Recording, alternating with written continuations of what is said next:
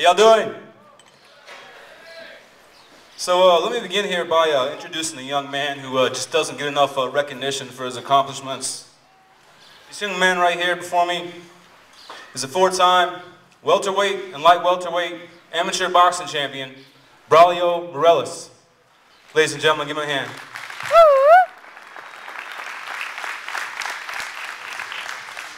Ladies and gentlemen, as a profession, I train people how to fight. I've been involved in the sport of boxing for more than 25 years now. And over that time, I've worked with some truly great fighters from all over the world. But I have to say that never before had I seen such fighting spirit as I did right here in this community after the forces of nature tore through on April 16, 2011, leaving behind a path of destruction and tragedy. You didn't wait around for the federal government to come in and save the day. You rolled up your sleeves, you went out amongst the debris and the heartbreak, and you took control of the situation. And that was tragic as the storm was, with all the damage it inflicted. It wasn't enough to break the spirit of this community. Instead, it brought us all closer together.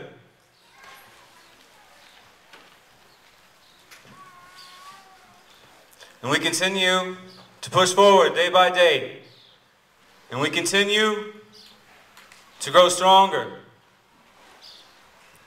despite the new obstacles that have been put in our way. And we will continue to turn this tragedy into a triumph.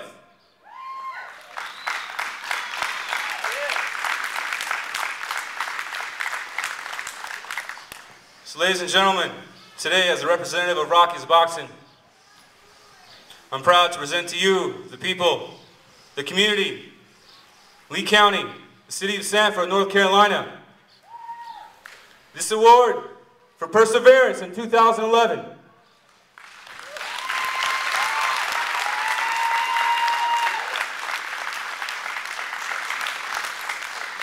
Ladies and gentlemen, accepting this award on behalf of the community is Emergency Management Director of Lee County, Mr. Shane Seagroves.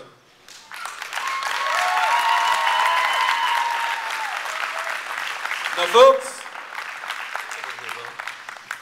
I hadn't had the distinct pleasure of meeting Shane before today. Thanks. Fixed another problem for us. But I didn't know a whole lot about him.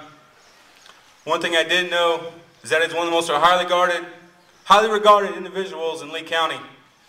And on April 16th, he showed all of us just why he is so highly regarded. As a tornado was on the ground, roaring through Sanford, Shane was already kicking into high gear, putting his people into action, and doing everything humanly possible to assure that his beloved community would overcome. So I have another award I wanted to present today. This award for your outstanding leadership and altruism during the Lee County tornado crisis of 2011, Mr. Shane Seagroves. Give him a hand, ladies and gentlemen.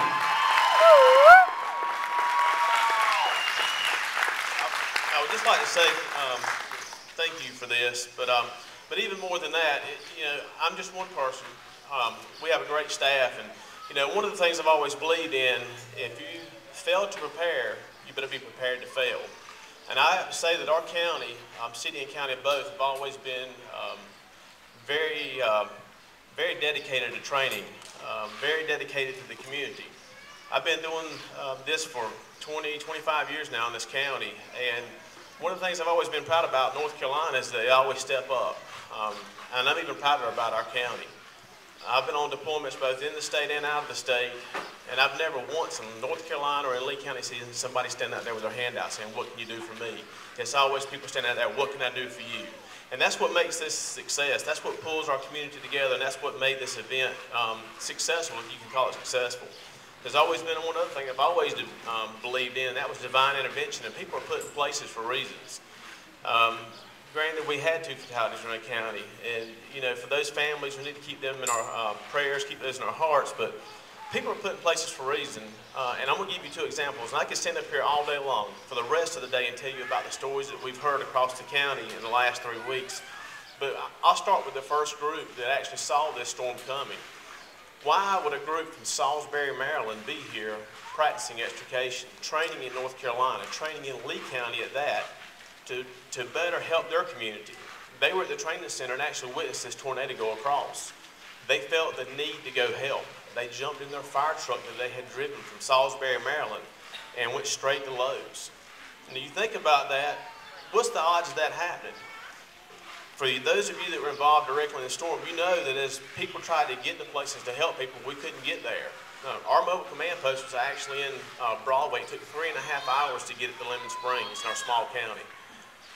One of the firefighters had to walk into Lowe's because the truck could not get to the scene. He pulls up, he sees a fire truck there, and he sees some nasty old firemen standing up on top of a car cutting a man out with a wall had collapsed on it from Salisbury, Maryland.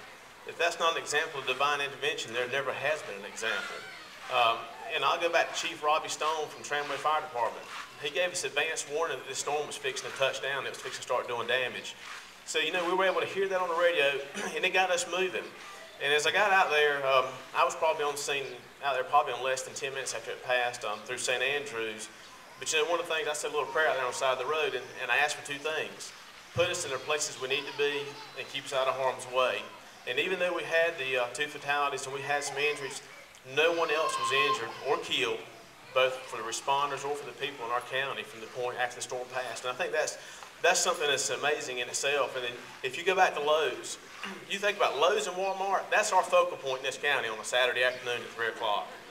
And for, yeah, it's funny, but I kind of like hanging out down there myself. But the thing is, there's 1,000 reasons why we should have had 100 fatalities inside of Lowe's, and we didn't have any. And a lot of that credit goes to the employees at Lowe's and their fast actions, but you know, it goes back to that divine intervention. People are put in places for reasons. I've got a great staff at my office. 3 of us in our office have over 100 years of combined experience in emergency services. And at moments like this, that pays off. And then even more than that, it's the people that you see around here. Abby with the Red Cross, her group, they've done wonders for us in the last 3 weeks. They've helped the community, but even more, they kept the responders fed. Now, that doesn't sound like a whole lot, keeping the responders fed, but you think about it, there's 750 responders in our county, and you know, a lot of them were working around the clock the first 3 or 4 days, and you know, they weren't complaining, but Abby and her group took care of it. There was other people that took care of them also. And then the outpouring of support from Lee County and from across the state was unreal. Michelle Bullard with United Way made the very bad mistake of asking me on Saturday night, what do you need me to do? And I looked at her, I said, I christen you our VOAD coordinator. And she said, okay, try to coordinate volunteers in our county, volunteers in our state, volunteers in our nation, because they call from everywhere. You know, we've fielded phone calls all the way across the United States. And these groups came in here and helped us. And Abby, I appreciate you and your group stepping up to help us. It was a huge task that none of us would want to do. So Michelle, hats off to you. But even more than that,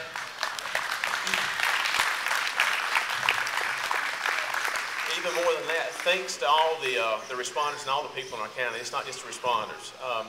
You know, it's been a tough 3 weeks, and we have got a very, very long ways to go in this community before we're back on our feet. But you know, really, our community was back on its feet Sunday morning.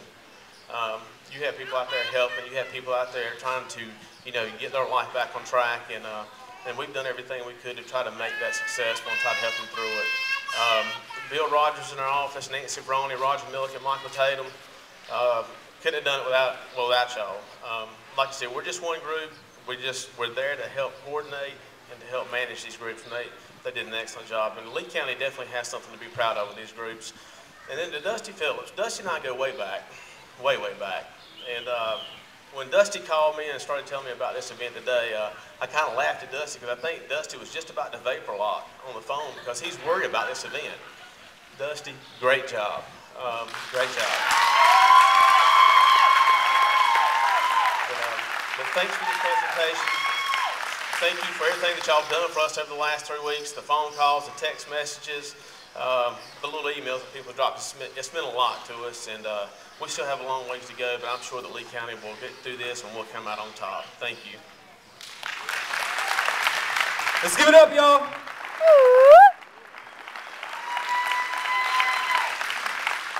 Shane Seagroves. So if I may, I'd like to present one last award today.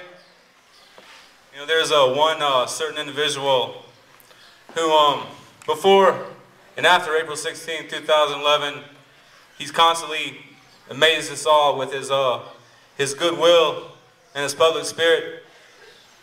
So today, I'd like to honor this man with an award for distinguished generosity and initiative during the Lee County tornado crisis of 2011. I'd like to present this award to Mr. Dusty Phillips, ladies and gentlemen. Dusty Phillips! Thank you. I appreciate that. Well, I got an award.